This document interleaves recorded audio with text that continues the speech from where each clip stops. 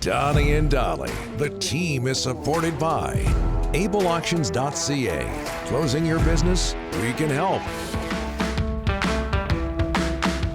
Tuesday, and all of our guests today, including Rick Campbell of the BC Lions, standing by. Brought to you by the Waddling Dog Pub. The Waddling Dog has the busy fall season covered. Come cheer on the Canucks, Lions, Whitecaps, and Seahawks, all doing well. All while enjoying one of their 19 taps, including beer, wine, and cider. Check out the daily happy hour from 4 to 6, every UFC pay-per-view and attached liquor store and hotel. Also, don't forget to grab some Donnie and Dolly merchandise as well. The Dog is the place to be this sports season. BC Lions host Calgary Saturday, 3:30 at BC Place in the CFL's Western semifinal. Lions coming off a bye week, and joining us now, BC Lions head coach Rick Campbell. Rick, thanks for doing this, sir. How are you? Good. We're excited. We're going to practice the rest of the week here at BC Place, so we're excited to get out on the field we're going to play on. Is that because of the weather, or you just want to get used to the environment? What are the reasons? Yeah, I mean, that we can be where we're going to play, just be on the surface. Obviously, we play here, so we know what it's like, but it's just, it's good. It's supposed to rain in a couple days, and this week we don't have to worry about rain or wind or anything like that. So we were in Surrey yesterday to start the week, and then we're going to practice the rest of the week here at BC Place, which is good. Age-old question. We mentioned the bye week. A positive or a negative for your club going into a playoff game? I think it's a positive. Initially, when the schedule came out, I was a little concerned about having the last bye week. It's a little bit awkward, but I think the way things worked out, it's really going to help us. We got some guys rested up. We got 15 days in between games, which is a good thing. And then we didn't go home for the bye week. We practiced last week. We got 3 good work days in of working on just us, just not talking about the Calgary Stampeders, just working on things we want to work on. So I think between those two things, it was a positive. Head coach, how do you handle your club's emotions going into a big game like this? Well, I think our guys will be all right. We lost our way a bit in that last Calgary game, but I'm thinking this experience that we've had over these last 2 years is good. A lot of the people in the room, coaches and players, went through both playoff games last year, winning and losing. And then, we've had some experiences this year too of having a really tough loss to Winnipeg, coming back against Ottawa. All those things are things that you can put in your back pocket and know that you've been there, done that. And so, I'm expecting us to have a good practice week and to show up well on Saturday. Rick, the last time you played the Stampeders, they ran the ball for 213 yards. I mean, that can't happen again. Talk a little bit about the importance of stopping their run. It is. So football these days, that requires all 12 guys to stop the run. It's not like the old days where it's just the O-line versus the D-line. They'll use receivers, blocking, running backs, whoever it is, and that means our defensive backs have to get involved too. So it's really all of us on defense that have to get the job done.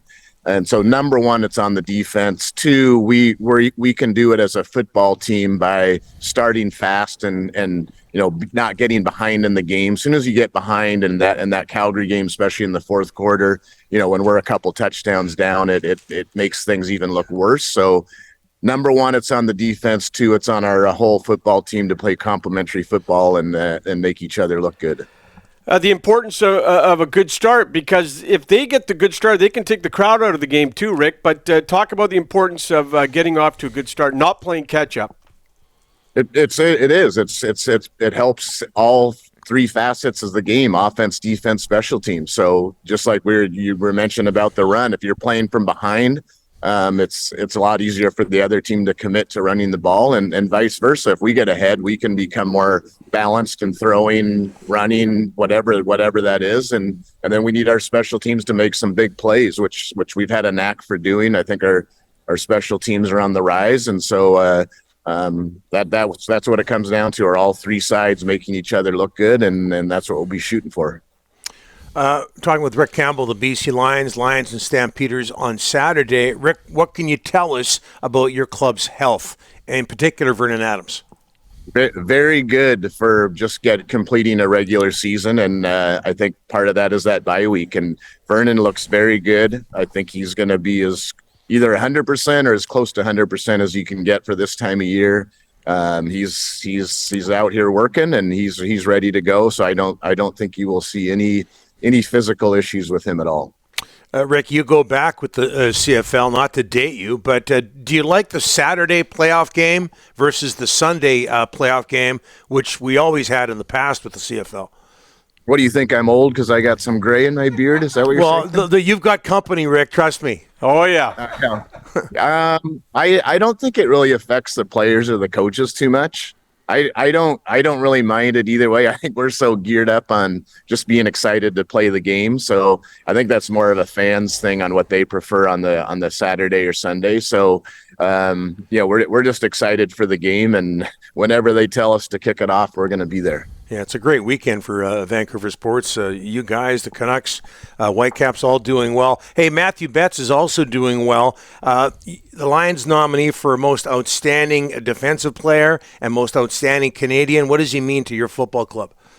Well, the cool thing about guys like Matthew Betts is he does things the right way. He's an extremely hard worker every day. He's got a high motor, great effort, all those things. And so when people do things the right way and then it translates into some recognition and some stats and production, then that's a good thing. I think he's just gotten better as he's gotten more experience. He's got more tools in the toolbox as far as pass rush moves, all those things, and just understanding what the offense is trying to do. So, good on guys like him that work hard and do things the right way and get rewarded for it.